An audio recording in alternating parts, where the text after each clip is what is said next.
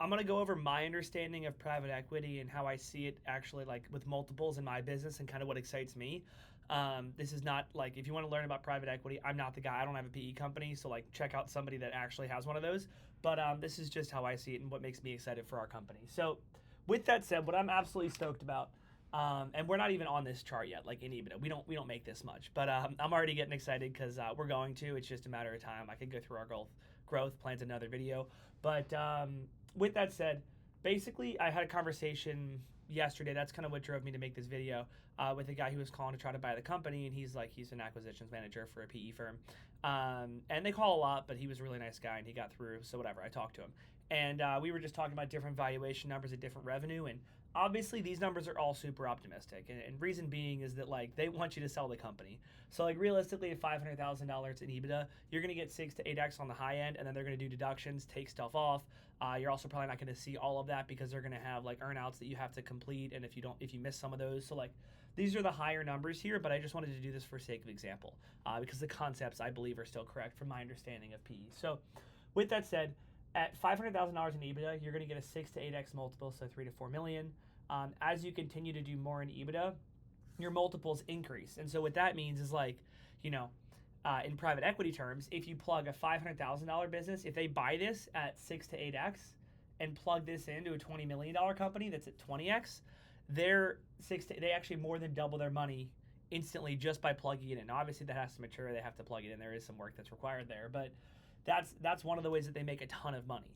But the really cool thing I think for me that I'm looking at with this chart for us it is multiple fold. But one of the things is that if we go from 1 million to 2 million, right? It's not like we're just going to go from 8 to 16 in valuation. We go from 8 to 20.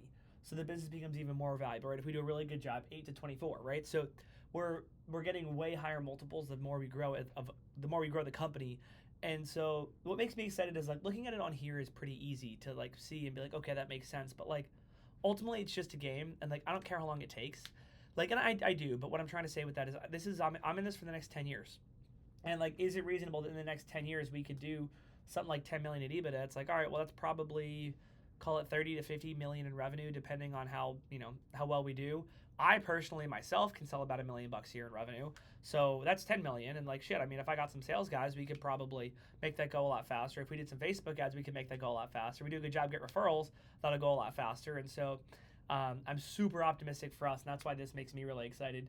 Just seeing that, like, hey, if I work my ass off and we get to the point where we're doing 10 million in EBITDA, like, and just so you guys know, EBITDA is earnings before interest, taxes, depreciation, and amortization.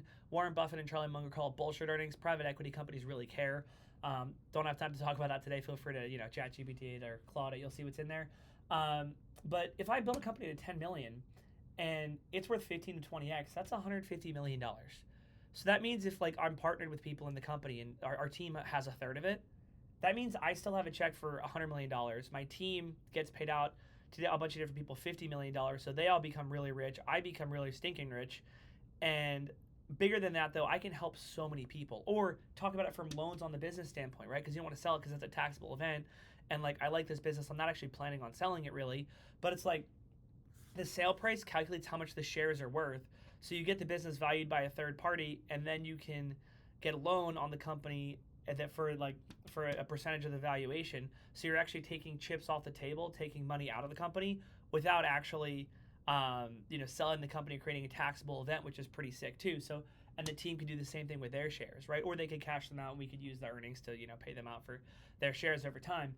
But really, I think the coolest part about this entire thing here is one of the things that I learned recently is the actual rate of return. And so this was super interesting. I learned it from Dave Ramsey because he talks about a lot when people sell businesses. But a 6x multiple is actually a 16% rate of return. So what I mean by that is if, let's say, a business that does $2 million a year in profit, you sell it for 20, well, that's a 10x multiple on that, but that's also a 10% rate of return because you spent 20 to make 2. 2 is 20% of 20, right? So it's like 1 is 20% of 10, or sorry, 1 is 10% of 10, and 2 is 10% of 20. Sorry about that. So if you sell a company for 20x, right, which would be maybe it's worth 400 million, which is sick, which would be awesome. But if you're doing 20 million and you sell it for 20x, that's 400 million. 20 is 5% of 400. So every year you're going to get 5% return on your investment. Obviously, that's not a great investment because you'd make more than that in the stock market. So it's like, why on earth would a PE company give you this? Now, they probably wouldn't. Like I said, it might be closer to 15, but even still, right? Like at this revenue number, if you get 15x, that's still a 6% return. It's like, why would they do that? Well, a couple reasons. One is because bigger businesses command a premium. There's a lot more money they can pull out. There's a lot of other finance juju they can do. This is where my understanding of private equity would hit the wall there. But there's a lot of other cool finance juju they could do. But also, they could buy a ton of these for 5 to 10x and plug them into this and have it be worth 20x. And if you let's say you have this company that's doing 20 million, you buy 5 companies doing $1 million for 10x, well, you double your money to 25 million, or like, 5 plus 5 here is 25 million.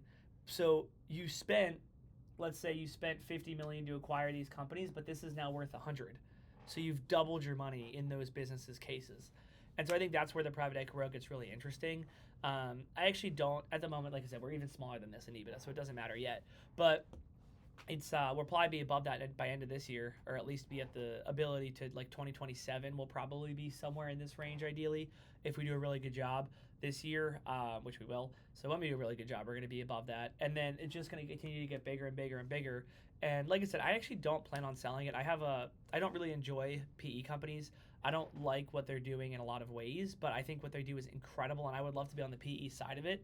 But just as a business owner trying to sell, like looking at selling my company, if I build something that's amazing, that has great returns, it's like, I don't think I need to sell it. I could just hold it, and I could put managers in place. And if we're doing, if we're doing 10 million in EBITDA, right? Like, and we're doing, let's say, somewhere between 20 and 30% margins, that means we're doing close to 80 to 100 million in revenue. And so, like, we can easily afford to have a C-suite there. We can have a CEO, a CFO, a CTO, and have people that are running the company. And so it's not, I don't do anything day to day. I don't do anything week to week. We do quarterly planning meetings, which who cares? Hormozi talks about this with Gym Launch, and it's like, he doesn't regret selling it. He talks about that, but he's not like stoked that he sold it. Like, yeah, he needed the exit for himself to get the confidence, whatever. Like, I get that. But it's like, he could have kept it and just made a bunch of money year after year after year after year. Now he still has some of the upside. He still owns 30% of it. But my thought here is, like, I could just own the business, take loans against it if I need it, or 10 million a year in cash flow is a ton to be able to start my own company and start investing in other firms. And it starts to get really cool. And also, like, if it's like, okay, well, if we just take our EBITDA from 20 million to 25 and we're doing 100 million a year, it's like, shit, can we find 5 million somewhere? It's like, that sounds like a big number, right? Like, I'm just saying numbers, but it's like, that's 5%. Like, can we increase efficiency by 5% somewhere? Like, maybe, right? Oh, holy crap, we just made 100 million. And that's the crazy part about these multiples, right? Even if we go from 2 million to, 3 million, it takes us from being worth 20 million to being worth 30 million. And that's the crazy thing about EBITDA and multiples and, like, building your net worth as a business owner. And then the same thing applies to our team that we share equity with, which is, if they help the business grow, their returns are exponential. Their net worth is exponential compared to anywhere else that they could, anywhere else they could work, and also, like, changing their lives and being able to build something within the company here. Because I guarantee if we have somebody and they start a new business unit, they start a new acquisition channel, and they're killing it and they're running the whole thing, I'm happy to give them equity to help do that. And what that'll do is help them actually propel themselves forward and help them do stuff. And then we'll obviously have a divestiture clause down the line, like, so they can divest their shares. There's a ton of stuff that I was looking at with Hormozi. Is a great video about how phantom equity works. There's employee stock ownership plans. You can just give somebody straight up equity.